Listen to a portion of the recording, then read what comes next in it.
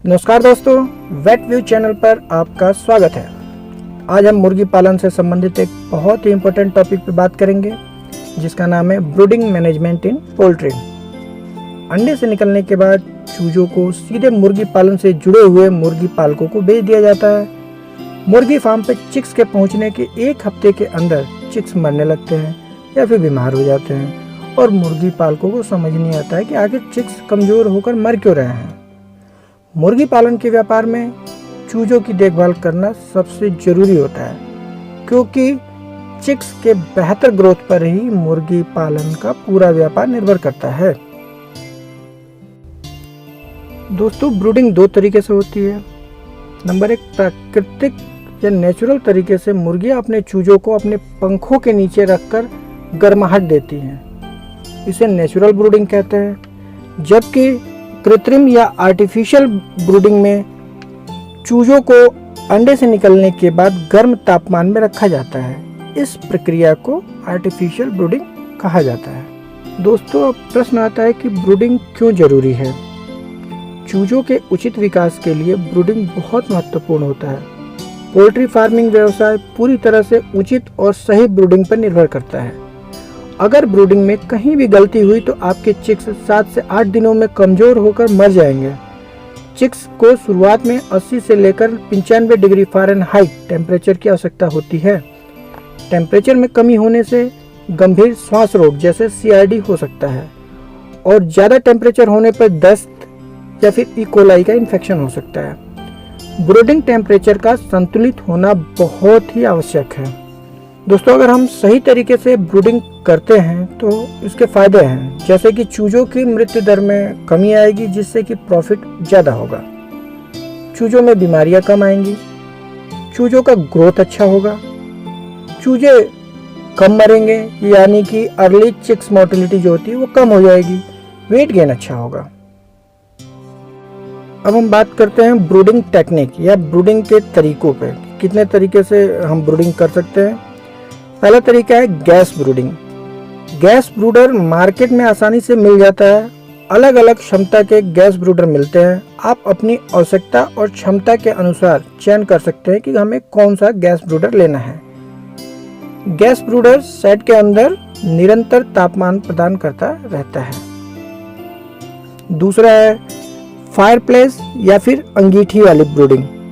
यह उन क्षेत्रों के लिए होता है जहां पर बिजली नहीं होती है, जैसे कि ग्रामीण क्षेत्रों में जहां पर अभी भी 24 घंटे बिजली नहीं है। इसमें ध्यान रखने की बहुत आवश्यकता होती है क्योंकि इससे शेड में धुआं भर जाता है और आग लगने का खतरा बना रहता है।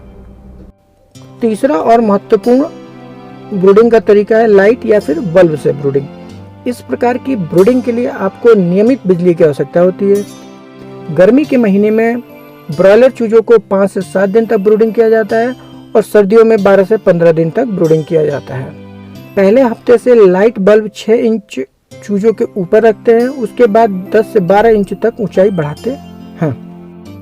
अब हम बात करते हैं ब्रूडिंग के लिए क्या क्या आवश्यक होता है, यानी कौन कौन से सामान की जरूरत होती है। ब्रूडिंग के लिए सबसे पहले हमें ब्रूडर की आवश्यकता होती है। गर्मी देने वाले स्रोत के पास छतरी नुमा टीन का बना होता है जिसके अंदर बल्ब और हीटर भी लगाए जा सकते हैं। दूसरा है ब्रूडर गार्ड, धातु की चादर का बना होता है। यह 18 इंच ऊंचा होता है। इसे ब्रूडर से 20 से 30 इंच दूर एवं गर्मी से 35 से 90 इंच दूर गोला बनाते हुए रखा जाता है। एक ब्रूडर गार्ड के अंदर 250 से 300 चूजे डाले जाते हैं। चौथा है पानी व दाने के बर्तन। 4 बेबी ड्रिंकर और 4 ट्रे राशन 250 से 300 चूजों के लिए पर्याप्त होता है। इन्हें भर के रखना चाहिए। ब्रूडिंग मैनेजमेंट यानी कि चूजे आने से पहले की तैयारी, जैसे कि हमारे चिक्स आने वाले हैं उससे पहले हमें क्या क्या तैयारियां करके रख लेनी चाहिए। जैसे कि चिक्स आने वाले हैं उससे 5 से 6 दिन पहले ही शेड जिसमें कि हम चूजों को रखेंगे को अच्छे से साफ करना चाहिए। मकड़ी के जाले अगर लगे हैं उन्हें हटा लेना चाहिए। अगर दरार है तो उसमें चूना भर देना चाहिए। फर्श को सर्फ से अच्छी तरीके से धो देना चाहिए। उसके बाद दोस्तों फ्यूमिगेशन किया जाता है शेड के अंदर। शेड को हवा बंद करने के बाद, हवा बंद करने का मतलब हुआ कि इसकी खिड़की दरवाजे पूरी तरीके से बंद कर दिया जाता है। उसके बाद हम 40 ml फॉर्मेलिन लेकर के उसमें 20 ग्राम KMnO4 यानी पोटेशियम परमैंगनेट प्रति 100 क्यूबिक फीट मिलाकर किसी बर्तन में रखते हैं तथा कमरे को 24 घंटे बंद रखते हैं। फार्म में बिजली, ब्रूडर आदि ठीक काम कर रहे हैं कि नहीं ये चेक कर लेना चाहिए। चीनी, सीरा या फिर गुड़ का घोल तैयार करके रख लेना चाहिए। दला हुआ बारीक मक्का 15 किलोग्राम प्रति 1000 चूजों की दर से तैयार करके रख लेना चाहिए। ब्रूडर कमरे में 3 से 5 इंच धान की भूसी, जिसमें कि धूल नहीं होना चाहिए, बिछा ले। उसके ऊपर 5 से 6 लेयर अखबार का बिछा लेना चाहिए। चूजा आने से 3 से 4 घंटे पहले शेड का तापमान बना लेना चाहिए, जो कि 95 डिग्री फ़ारेनहाइट होता है, तथा दाने व पानी के बर्तन भर के रख देना चाहिए। अब बात करते हैं कि चूजे आ गए हैं, उसके बाद हमें क्या करना चाहिए। दोस्तों, हैचिंग के 24 घंटे के बाद तक चूजों को दाना और पानी की आवश्यकता नहीं होती है, यानी उन्हें दाना और पानी नहीं दिया जाता है। अगर हैचिंग हुए 24 घंटे नहीं हुए हैं तो चूजे के जो बक्से हैं जिसमें कि चूजे रखे हुए हैं उनको ब्रूडर के नीचे रख दिया जाता है, ताकि 24 घंटे के बाद फिर से उन्हें हम ब्रूडर में डाल सकें। चिक्स के आने के बाद बच्चे की चोंच गुड़ या चीनी का जो घोल हमने बनाया है उसमें डुबा करके ब्रूडर के अंदर डाल दिया जाता है। चिक्स को ब्रूडर में डालने से पहले गिन लेना चाहिए कि कितनी संख्या में है। टेम्परेचर कभी भी ब्रूडर का 95 डिग्री फ़ारेनहाइट पहले हफ्ते में रखा जाता है। यह देख लेना चाहिए कि सभी चूजे पानी पी रहे हैं और दाना खा रहे हैं। कमजोर और छोटे चिक्स की छटाई कर देनी चाहिए और उन्हें अलग से ब्रूडिंग करानी चाहिए। प्रत्येक दिन अखबार की एक तह हटा देना चाहिए और 1 हफ्ते बाद ब्रूडर की ऊंचाई बढ़ा देनी चाहिए। प्रत्येक सप्ताह ग्रेडिंग करके छोटे और बीमार चूजों को अलग कर देना चाहिए। अब हम बात करते हैं ब्रूडर का तापमान कितना होना चाहिए। दोस्तों, पहले हफ्ते में ब्रूडर का तापमान 95 डिग्री फ़ारेनहाइट रखना चाहिए, दूसरे हफ्ते में 90 डिग्री फ़ारेनहाइट, तीसरे हफ्ते में 85 डिग्री फ़ारेनहाइट और चौथे हफ्ते में 80 डिग्री फ़ारेनहाइट तापमान रखना चाहिए। यदि ब्रूडर में चूजे गर्मी के स्रोत के नीचे यानी बल्ब के आसपास एकत्र हो रहे हैं तो हमें यह मान लेना चाहिए कि तापमान कम हो रहा है ब्रूडर का और हमें तापमान बढ़ाने की आवश्यकता है।